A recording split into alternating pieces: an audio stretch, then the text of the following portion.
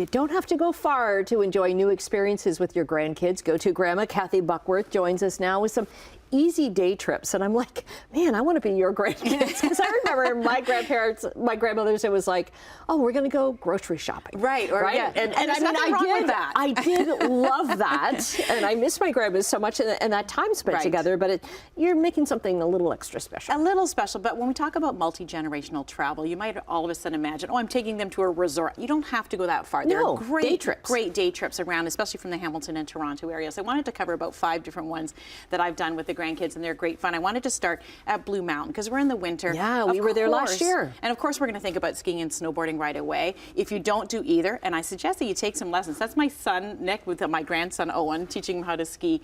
They start at 2 or 3 years old. You can get them out on the skis. But if they don't want to do that or you don't want to do it, they have wagon rides, tubing, the ridge runner, the skating on the oval, you know, all kinds of activities in the village. There's always somebody performing and great something. Restaurants and great restaurants. That's the ridge runner you're seeing there. So you don't have to go full bore on the skiing and snowboarding if your kids are young. Now, if they're older, that's going to be a great trip to take with them. And if you do it yourself, that's great. That's about 2 hours from here, so it's a great distance for a day trip. One other place that I like to take my kids is the Mountsburg Conservation Area. It's great in the summer, and a lot of people are in the summer, but guess what? In the winter, it's kind of even better. They still have the birds of prey. And the hiking area. And the hiking and the wildlife. They have 2 trails, and what they have right now is something called Winter Lit. And Winter Lit is this amazing light display they have going on. Besides lighted trails and displays that you're seeing on the screen, they have art installations as well from local artists, indigenous artists. It's really fantastic. Plus, of course, snowshoeing, cross-country skiing, wagon rides, you know, hot chocolate by the fire. I mean, it's just a great thing to do with kids at night. And it's night at 4 o'clock still, right? So you don't have to be out super late to do that either. If you're sticking outdoors, which again, I'm an outdoor person and it is the winter, go to Terracotta Conservation Area. Now, where's that? It's in Brampton. It's run by the Credit Valley Conservation Area. And they have you ever done this? This kick sledding, pardon me? No. So kick sledding, they have 9 trails up there ranging from easy to difficult. And you can do kick sledding on it, you can do snowshoeing, you can do cross country again. And at night, they also have something that's called Ignite the Night.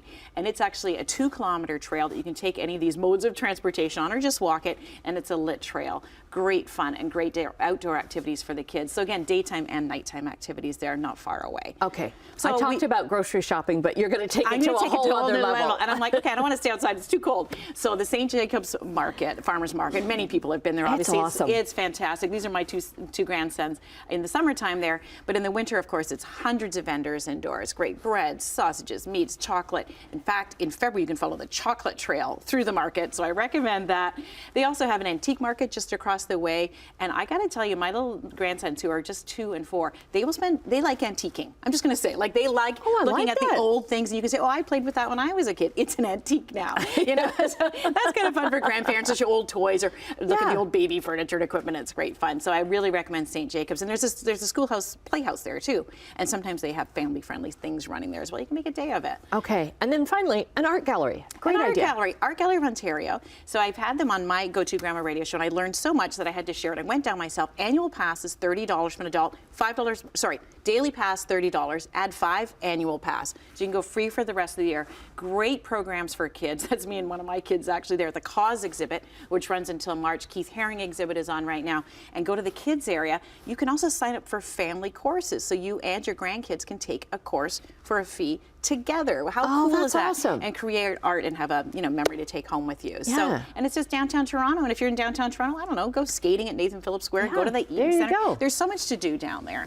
Okay, we got about 30 seconds left. You're working on a new project. I am. So I'm writing for JourneyWoman.com, which is an amazing site for women over 50 solo travelers, and I'm going to be doing their grandparenting or their multi-generational piece feature. So I'm very excited about that. So beyond just doing 2 hours away, going further afield and giving some great tips on how to plan trips with grandkids of all ages, because it varies. Okay, we will have that on the next time. Amazing. Go to Grandma Kathy Buckworth.